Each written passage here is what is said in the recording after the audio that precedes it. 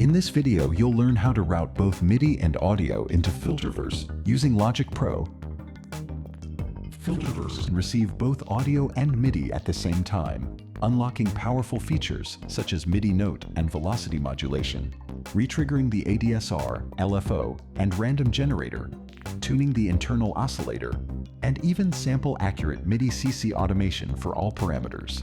If you simply want to use Filterverse as a standard audio effect, load it into an insert slot in your DAW, no additional setup required. But if you want to take advantage of Filterverse's MIDI functionality, just follow the steps in this video.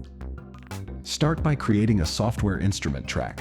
Click on the instrument slot, and under the AU MIDI controlled effects submenu, choose Filterverse. Next, create a new audio track and place your audio file on it. Open the Filterverse plugin interface. In the top right corner, set the sidechain input to the audio track you just created. Mute the audio track, since its signal is now routed through Filterverse. Now, select the instrument track. Filterverse is now receiving both MIDI and audio in Logic Pro.